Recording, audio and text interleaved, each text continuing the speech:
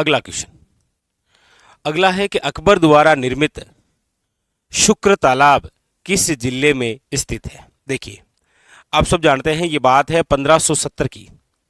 1570 के अंदर याद रखिएगा, मुगल बादशाह जो अकबर है, इसी अकबर ने भारमल की सहायता से एक दरबार लगाया था और उसी दरबार का नाम था नागौर दरबार। ये नागौर दरबार नागौर में आयोजित हुआ था और इसी दरबार के तहत अकबर द्वारा निर्माण करवाया गया था एक तालाब का, जिसका नाम है शुक्र तालाब। और ये शुक्र तालाब जिस जिले में बनाया गया वो जिला है आपके कौन सा, नागौर। याद रखिएगा, बड़ा अच्छा क्वेश्चन है। कब? तो 1570। किसके द्वारा? अकबर द्वारा। क्या बनाया गया? शुक्र तालाब। कहां बनाया गया? याद रखिएगा, नागौर में। ठीक है,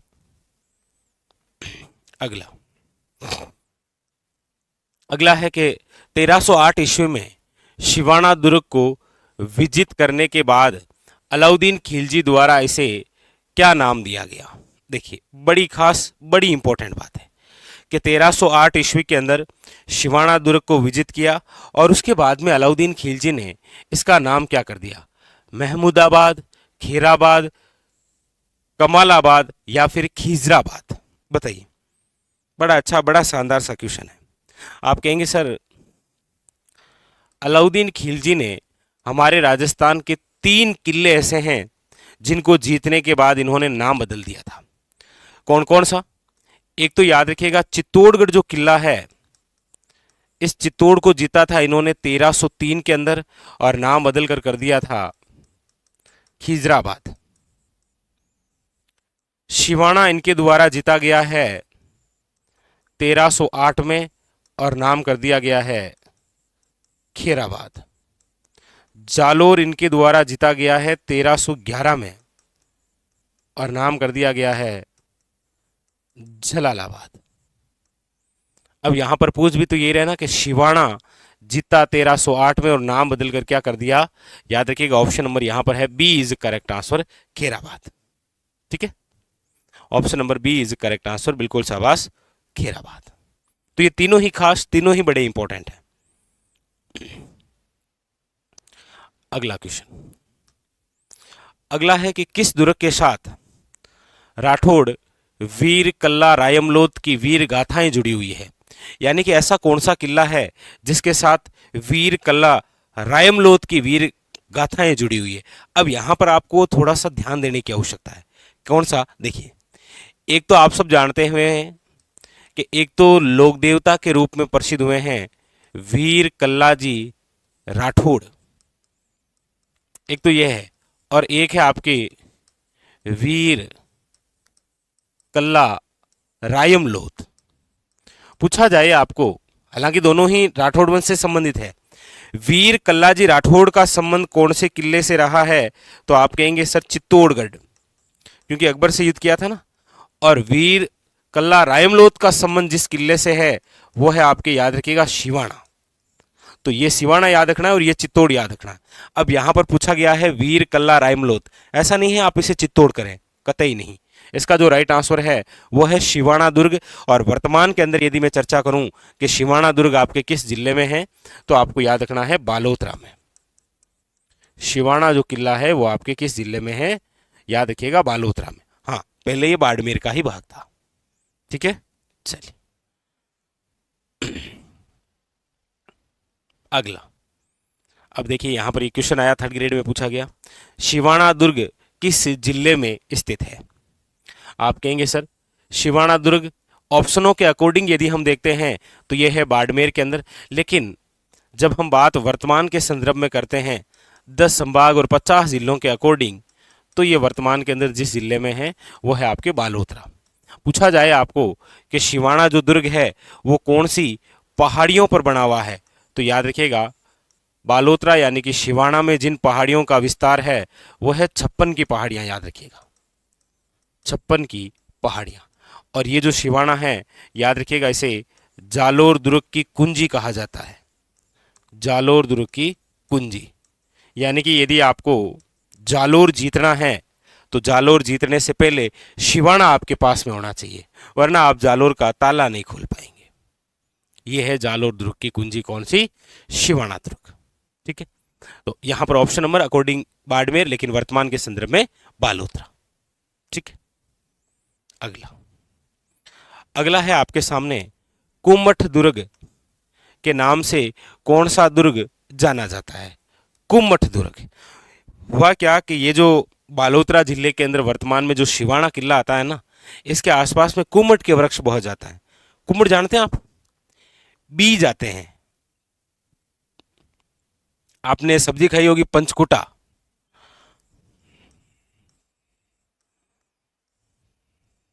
इसके अंदर जो होता है ना काचरी, और काचरी के साथ ये कुमठ, यही है वो सांगरी, केर और गुंदा। ये जो पंचकुटा होता है ना,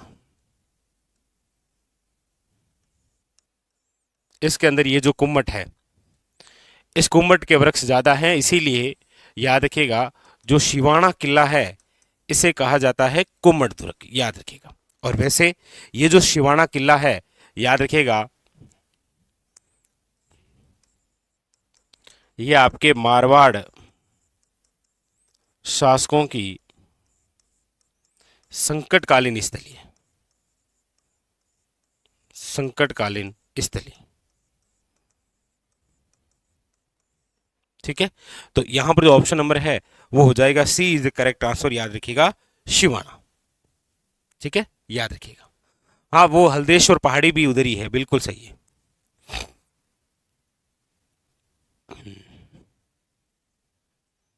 अगला देखिए, अगला है सोमपुरा जो शैली है वो जानी जाती है आपके किसके लिए, बताइए? सोमपुरा शैली जानी जाती है मिट्टी के बर्तन के लिए, चमड़े के लिए, चित्रकला के लिए, या स्थापत्य के लिए? सोमपुरा जो शैली है वो संबंधित है आपके स्थापत्य से। स्थापत्य का मतलब तो आप जानते ही हैं। चलिए फिर एक ये जरूर बताइए कि स्थापत्य कला का जनक किसे कहा जाता है? स्थापत्य कला का जनक, स्थापत्य कला का जनक किसे कहा जाता है, बताइए? जनक, स्थापत्य कला के जनक कौन कहलाते हैं? तो आपको याद रखना है विशेष तौर पर, बड़ा अच्छा क्वेश्चन है। हमारे राजस्थान में स्थापत्य कला का जनक जिसे कहा जाता है, बिल्कुल आप सबके बड़े अच्छे जवाब आ रहे हैं, वो है राणा कुंभा। कौन है? राणा कुंभा, याद रखिएगा। बिल्कुल, इसीलिए आपको पता है ना कि राणा कुंभा को स्थापत्य कला का जनक कहा जाता है। इसीलिए इनको कौन सी उपाधि से नवाजा गया है, कौन सी उपाधि दी गई है?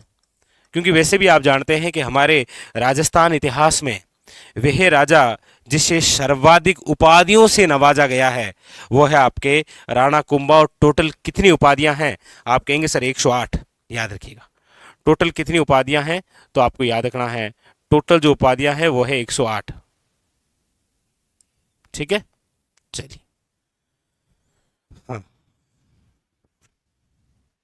चलिए अगला क्वेश्चन, अगला है आपके सामने, लीजिए।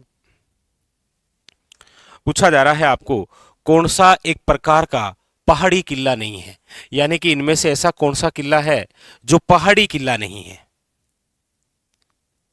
देखिए, मेहरानगढ़ किला, भैंसरोडगढ़ किला, तारागढ़ किला, या फिर जालोर का किला।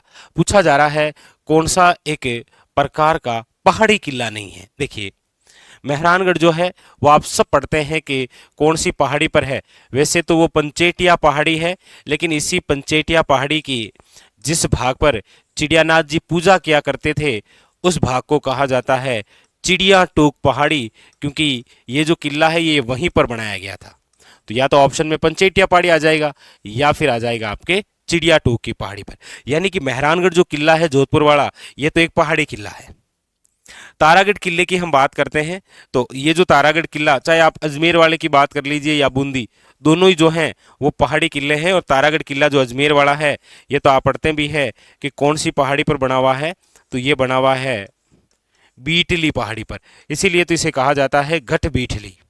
ठीक है, जालोर किले की यदि हम बात करते हैं तो वैसे तो ये जिन पहाड़ियों का हिस्सा है वो है 56 की पहाड़ियां, लेकिन याद रखिएगा लेकिन याद रखिए जालोर का किला छप्पन की पहाड़ी के जिस भाग पर बना हुआ है वो कहलाती है आपके सोनगिरी की पहाड़ी, सोनगिरी की पहाड़ी या फिर आपके कनकाचल की पहाड़ी, याद रखिएगा इंपॉर्टेंट। ठीक है, तो ये तीनों ही तो क्या है, पहाड़ी किला। लेकिन ये जो भैंसरोडगढ़ किला है ना, ये भैंसरोडगढ़ किला आपके बना हुआ है चंबल वे बामनी नदियों के संगम पर।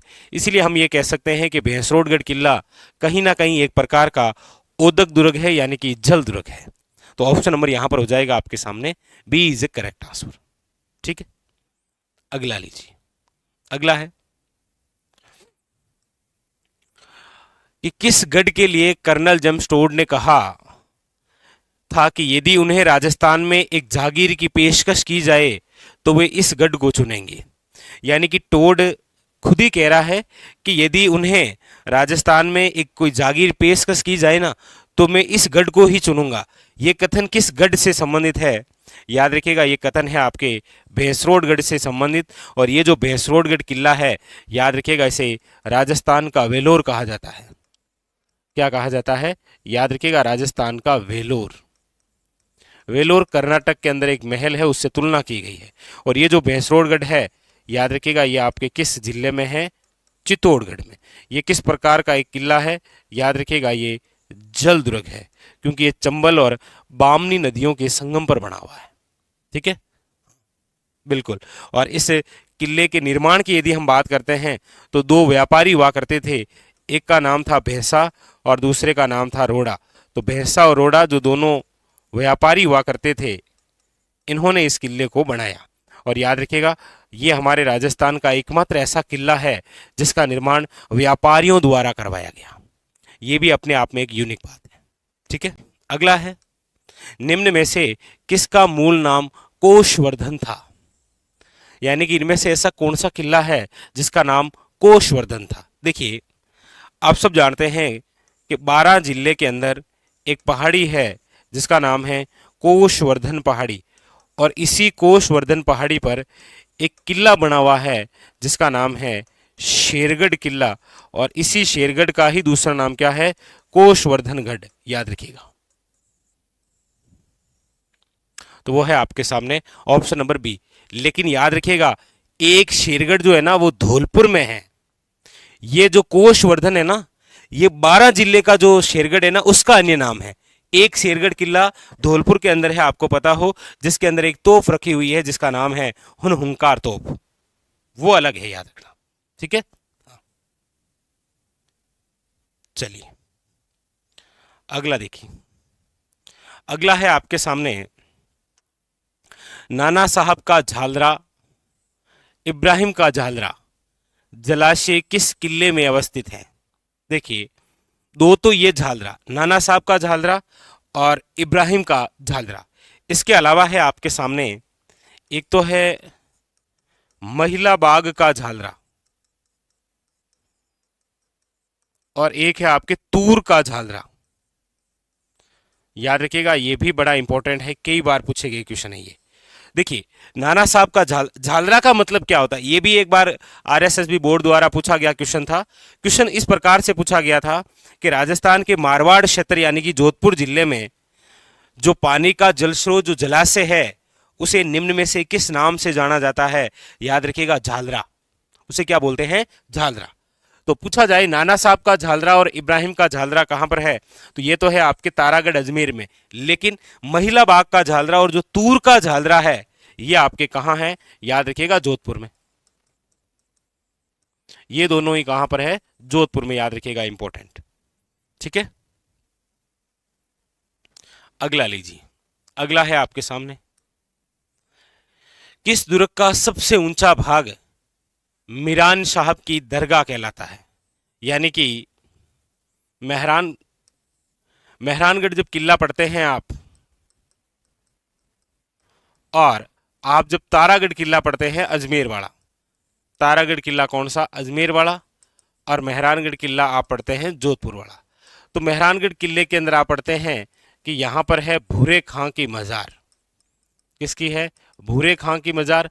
और तारागढ़ अजमेर जब आप पढ़ते हैं तो आप यहां पढ़ते हैं कि घोड़े की मजार, पढ़ते हैं ना।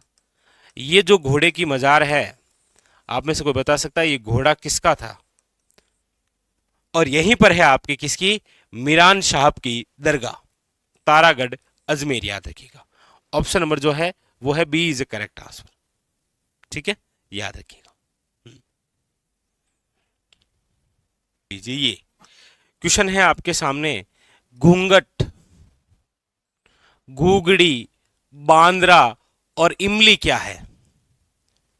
देखिए, जब भी हम किले पढ़ते हैं तो ये नाम आपको स्पेशल लिखाए जाते हैं। क्यों? क्योंकि जैसे आप तेल के कुओं के नाम नहीं पढ़ते, ऐश्वर्या, रागेश्वरी, कामेश्वरी, वो यूनिक है। जिस प्रकार आप मेहरानगढ़ किले के अंदर तोपों के नाम नहीं पढ़ते, कड़क बिजली, शंभू बाण, गजनी खान, नुसरत, गुब्बारा, गजक, उसी प्रकार ये भी लिखाते हैं कि घूंघट, गुगड़ी, बांद्रा और जो इमली है ये क्या है? तो याद रखिएगा ये तारागढ़ अजमेर के अंदर प्राचीर के विशाल बुर्जों के नाम हैं। और आप सब जानते हैं कि हमारे राजस्थान में यदि मैं सर्वाधिक बुर्जों वाले किले की बात करूं, ये तो तारागढ़ अजमेर के अंदर है 14 बुर्ज। यदि सर्वाधिक बुर्जों की मैं बात करूं तो आप कहेंगे सर्वाधिक बुर्जों वाला जो किला है वो है आपके सोनार किला। सोनार किला कौन सा? जैसलमेर वाला। और इसके अंदर आप सब जानते हैं टोटल कितनी बुर्जें हैं? याद रखिएगा 99 बुर्ज है। ठीक है, याद रखिएगा, इंपॉर्टेंट। तो ऑप्शन नंबर यहां पर है ए इज ए करेक्ट आंसर।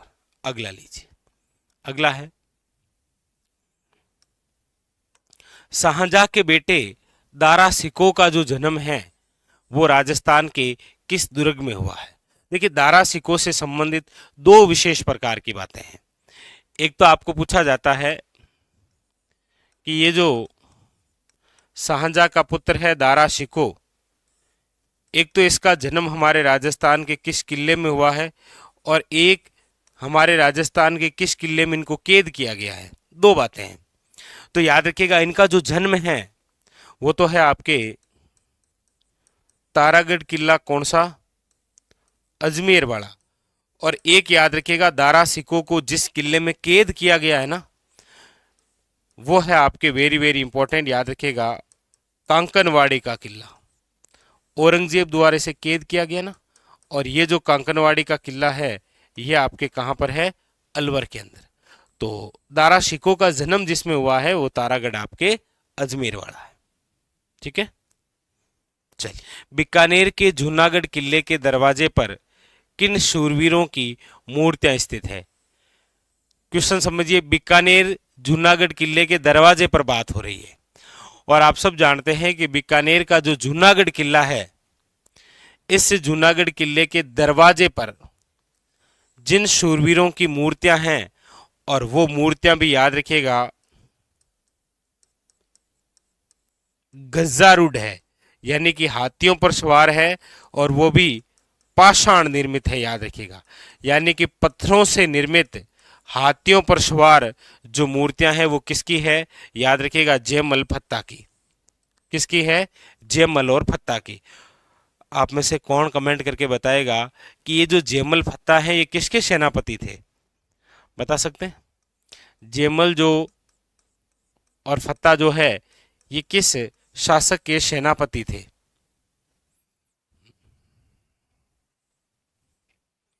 ये जो गजारूढ़ है ना, यानी कि हाथियों पर सवार पाषाण मूर्तियां, ये किसने लगवाई थी? याद रखिएगा बीकानेर के जो शासक है ना, राय सिंह, महाराजा राय सिंह, इनके द्वारा लगाई गई थी। याद रखिएगा जयमल जो फत्ता है ये किनके सेनापति थे? तो ये मेवाड़ के जो महाराणा है ना, महाराणा उदय सिंह, उनके थे। महाराणा उदय सिंह के सेनापति थे,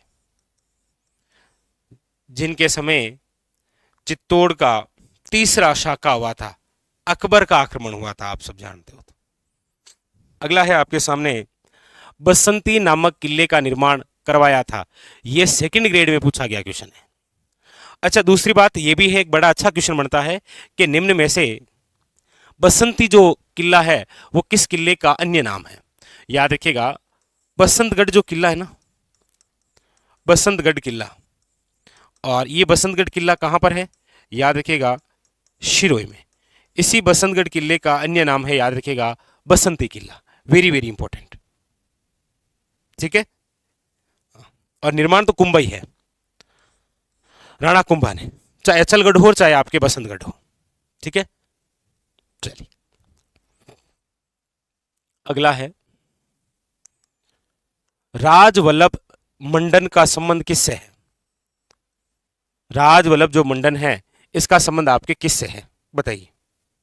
देखिए वैसे हम चर्चा करते हैं, राजवल्लभ जो है ये एक ग्रंथ है। देखिए आपको पता हो तो कुंभा का एक दरबारी है, उसका नाम है मंडन। मंडन ये जो गुजरात का निवासी है, इसकी एक रचना है जिसका नाम है राजवल्लभ। पूछा यही जा रहा है कि ये जो राजवल्लभ मंडन है का संबंध किससे है? मंदिर इमारतों के निर्माण से है, देवताओं की मूर्ति निर्माण से है, निवास संबंधी इमारतों के निर्माण से है, और राजपथ निर्माण से। अब देखिए ये क्वेश्चन आपको थोड़ा सा विवेक से करना पड़ेगा। क्यों? क्योंकि आपको इतना पता लग गया है कि राजवल्लभ की रचना मंडन द्वारा की गई है। मंडन कौन है? तो आप कहेंगे सर मंडन जो है वो कुंभलगढ़ के वास्तुकार हैं, और कुंभलगढ़ क्या है? किला है, और किला निवास के लिए ही तो है। तो निवास संबंधी जो इमारतें हैं उनके निर्माण से संबंधित है कौन सा? राजवल्लभ मंडन। ये आपको थोड़ा सा सविवेक से सोचना है। ठीक है, तो यहां पर ऑप्शन नंबर जो है वो हो जाएगा आपके सामने, याद रखिएगा, सी इज ए करेक्ट आंसर। ठीक है, चलिए अगला देखिए। अगला है, कुंभलगढ़ किला किस जिले में स्थित है? कुंभलगढ़ जो किला है वो आपके किस जिले में है? उदयपुर है, राजसमंद है, सिरोही है, या फिर पाली है? आप कहेंगे सर ये जो कुंभलगढ़ किला है ये जिस जिले में है वो है आपके, याद रखिएगा, राजसमंद।